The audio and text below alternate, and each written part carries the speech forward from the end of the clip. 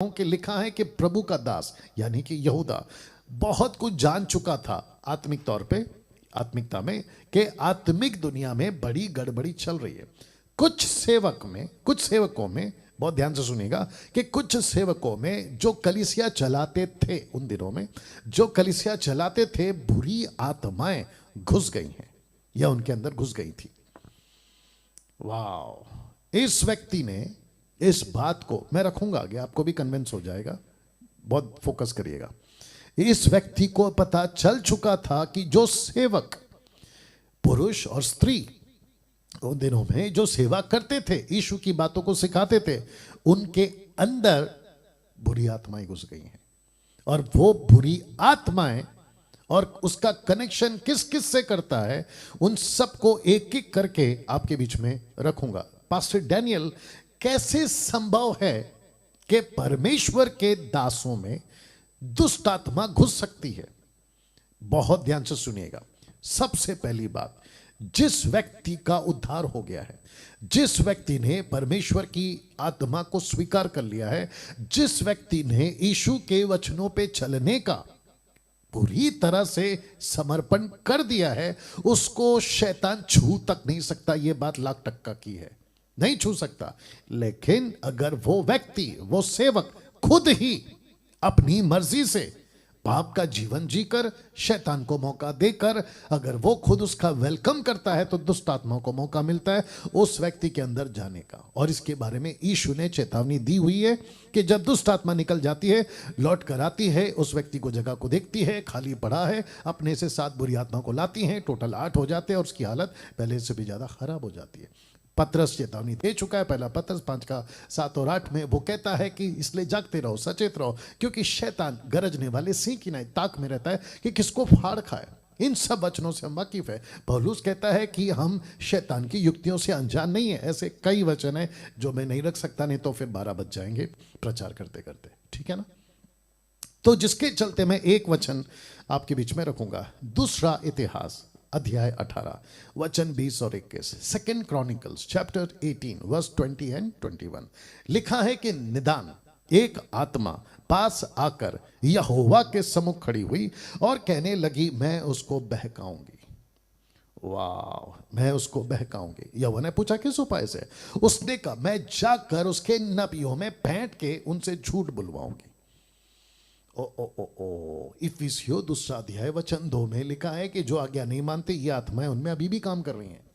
ना सोच के देखिए, इस व्यक्ति को ये पता चल चुका था, खास करके जो सेविकाएं करते हैं, जो कलीसिया चलाते हैं, कि उन सेवकों के अंदर बुरी आत्माएं घुस गई हैं। पास्टर डैनियल, आप कैसे बोल सकते हैं? फिर कहूंगा, आप जब आगे सीखोगे तो आपको पता चल ही जाएगा। लेकिन उसके पहले मैं आपको एक एंगल बताता हूं पौलुस का और यहूदा का। पौलुस कहता है वे आएंगे, कौन? दुष्ट आत्माएं। यहूदा कहता है कि आ मिले हैं, मतलब आ चुके हैं। पौलुस कहता है आने वाले हैं और ये कहता है आ चुके हैं। कैसे? देखिएगा, पौलुस ने क्या कहा था। The book of act chapter 20 verse 29, प्रेरितों की किताब 20 का 29 में कहता है, कौन? पौलुस, मैं जानता हूं कि मेरे जाने के बाद फाड़ने वाले भेड़िए तुम में आएंगे। You understand? आएंगे।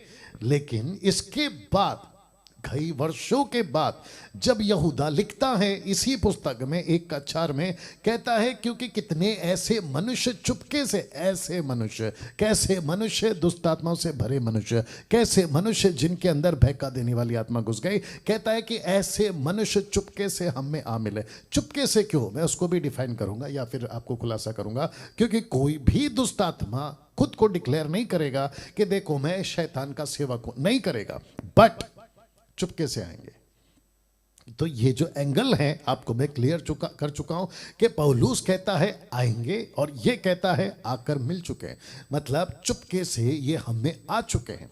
जब इसको आप सुन रहे हैं, बहुत ध्यान दीजिएगा, आप जब इसको सुन रहे हैं, मैं जब इसको प्रचार कर रहा हूं, तो सोच के देखिए कि मात्र 200 साल के अंदर इस पेंटिकॉस्टल कैरिस्मेटिक, जिसको खुद को कुछ लोग सो कॉल्ड अपने आप को सेवक कहते हैं, सोच के देखिए मात्र 200 साल के अंदर इस चुपके से घुसे हुए व्यक्ति ने, जिसके अंदर गलत स्पिरिट्स हैं, ये हैं तो इंसान, हड्डी मांस के इंसान पैदा होते हैं मरते हैं, पैदा होते हैं मरते हैं।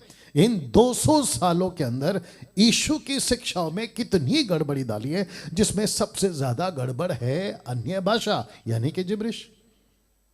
उसके बाद टीचिंग की तो बैंड बजा के रखी हुई है, मतलब कुछ भी सिखा रहे हैं, कैसे भी कर रहे हैं। मैंने बीच में एक पोस्ट बनाया था कि क्या कर रहे हैं, पेन को लेते हैं और कहते हैं कि अभिषेक पास होगा, और ऊपर से कोई विचित्र प्राणी है, खैर उसका नाम भी जानना नहीं चाहता हूं, कहते हैं कि पेन से अभिषेक क्यों नहीं जा सकता है जबकि पतरस की परछाई से जा सकता था। तो उन मूर्खों को ये नहीं पता है कि पतरस की परछाई ने जिसको ठीक किया ना, वो अविश्वासी है। आप भी करो, मुझे कोई दिक्कत नहीं है।